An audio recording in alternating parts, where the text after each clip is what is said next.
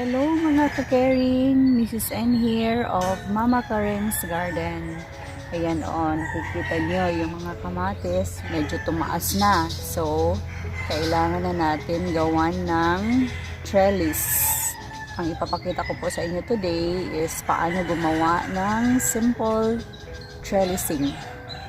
Gamit po yung kung ano yung nasa paligid natin. Madami akong bamboo sticks. So, gagamitin ko po yung bamboo sticks para gumawa ng trellis. Okay, so let's start.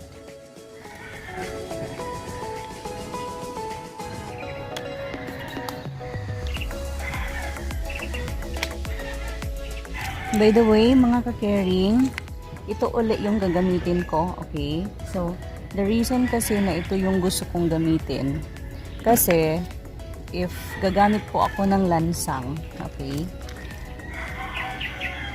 naaano po to, nabibiyak pag ginagamitan ng lansang dito sa may sa may tip. So pag ito po yung gagamitin natin, i-staple lang natin, so hindi siya mabibiyak. Okay, that's the reason why I'm using this one.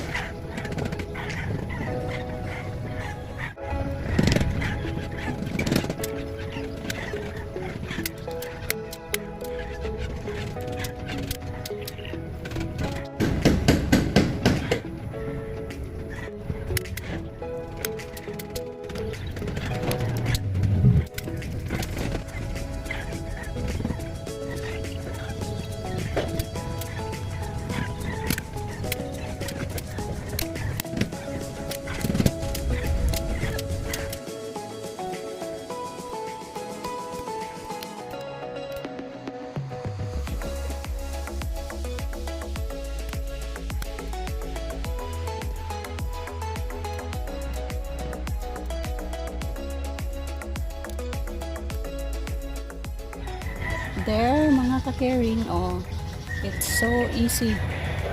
Easy lang tayo. Easy and simple. Although it's not that yung matibay kasi made of made of kawayan, tapos medyo may mga bukbok. Alam niyo ba yung bukbok na yung kawayan? So anyway, pwede pa naman. We'll see lang kung hanggang kailan lang siya. Okay, so this trellis is for the kamatis at saka yung may mga sili din ako dito sa baba. So maybe we will add another one, if another brace here, if lalaki na tong mga sili. Ayan ang ating simple trellis. Okay, then I'll show you yung paglagay ng tali. Tatalian na natin yung kamatis.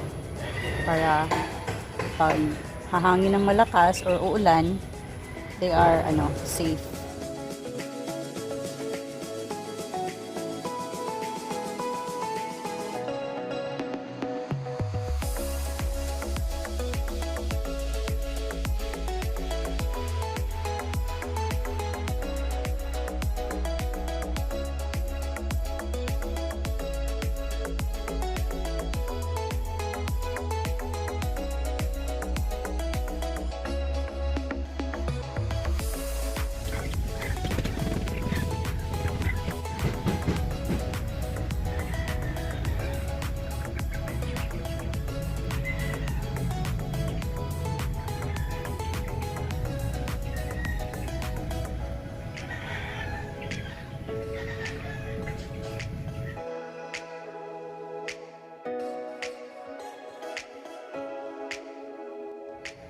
There it is.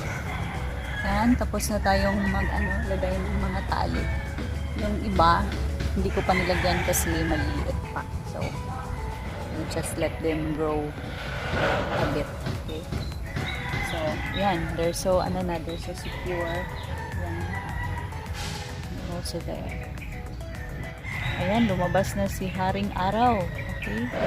Siga na sa datong agtang ani.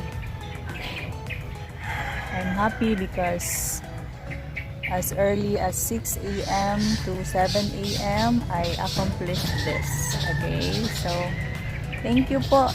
Thank you po sa panonood. Hope you like and you subscribe. Okay, thank you po sa lahat. God bless po.